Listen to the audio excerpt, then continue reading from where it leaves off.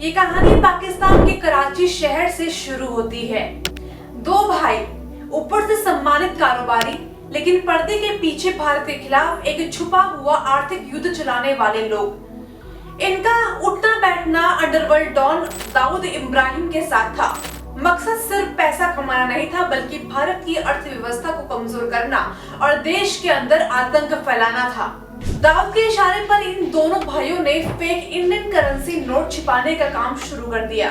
कराची में छपने वाले नकली नोट पहले दुबई, नेपाल और बांग्लादेश पहुंचते और फिर वहीं से भारत के अंदर भेजे जाते थे। इन नकली नोटों का सीधा असर भारत की अर्थव्यवस्था पर पड़ रहा था।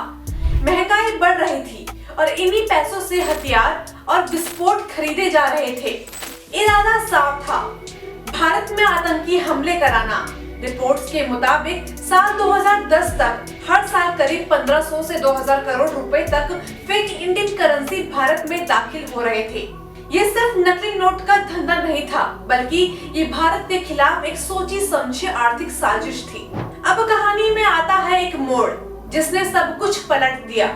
8 नवंबर 2016 की रात प्रधानमंत्री मोदी जी ने देश को संबोधित करते हुए ऐलान किया कि 500 और 1000 रुपए के नोट अब वैध नहीं रहेंगे।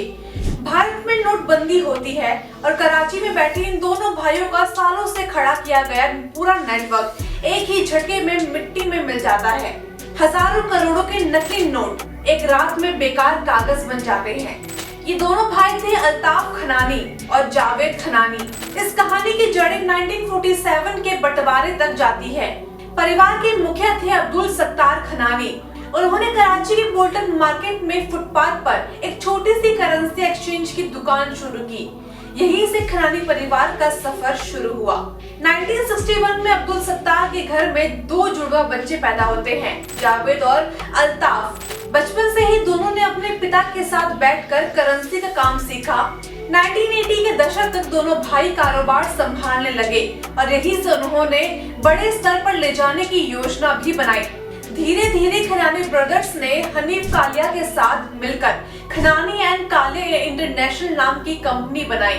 बाहर से ये एक लीगल फॉरेन एक्सचेंज कंपनी थी, लेकिन अंदर से चल रहा था हवाला और मनी लॉन्ड्री का सबसे बड़ा नेटवर्क। अल्ताफ दुबई चला गया और इंटरनेशनल नेटवर्क खड़ा किया। जावेद पाकिस्तान में बैठकर पूरा सिस्टम संभाल रहा था। लंदन, न्यूयॉर्क, टोरंटो और खाड़ी देशों तक इसके लोग पहुंच चुके थे। पाकिस्तान की फॉरेन एक्सचेंज मार्केट का बड़ा हिस्सा इसके हाथ में था। इसी नेटवर्क के जरिए दाऊद इब्राहिम का पैसा घूमने लगा। ड्रग्स, हथियार और उगाही से आया काला धन हवाला के रास्ते दुनिया भर में भेजा जाता था। यहीं से भारत में नकली नोटों की बाढ़ लाई गई। नकली नोट इतने हाई क्वालिटी के थे कि कई बार बैंक और एटीएम सेंसर तक धोखा खा जाते थे। जांच एजेंसियों को साफ दिखने लगा कि ये सिर्फ एक क्राइम नहीं, भारत के खिलाफ एक असिमेट्रिक इकोनॉमिक वॉर था। 2008 के बाद अमेरिकी और भारतीय एजेंसियों ने मिलकर खनानी नेटवर्क पर शिकंजा कसना शुरू किया। अमेरिकी एजेंसी ने अंडर कवर ऑपरेशन चलाया। ड्रग स्मगलर बनकर एजेंट्स ने अल्ताफ खनानी से संपर्क किया। हर कॉल, हर नेटवर्क रिकॉर्ड होती थी।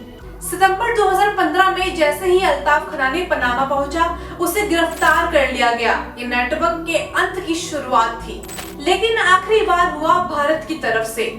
8 नवंबर 2016 की नोटबंदी ने पाकिस्तान में बैठे जावेद खनानी के पूरे फेक करेंसी धंधे को खत्म कर दिया। उसके पास स्टॉक में करोड़ों हजारों रुपए नकली नोट एक रात में ही बेकार हो गए। 4 दिसंबर 2016 को कराची में जावेद खनानी की रहस्यमय मौत हो जाती है। गिराया गया या उसने खुद छलांग लगाई, ये सवाल आज भी अनसुलझा है। अल्ताफ खनानी को अमेरिका में सजा होती है। पूरा खनानी नेटवर्क ब्लैक लिस्ट हो जाता है। सालों तक भारत के खिलाफ चला ये पैसा, आतंक और साजिश का ये खेल यहीं खत्म हो जाता है। ये कहानी सिर्फ 2 भाइयों की नहीं थी, ये कहानी थी उस साजिश की जहां नकली नोट के जरिए एक देश को अंदर से तोड़ने की कोशिश की गई। आप देख रहे हैं आरएम न्यूज। मैं सुमन गोस्वामी आती रहूंगी ऐसे ही रिपोर्ट्स के साथ। तब तक के लिए धन्यवाद।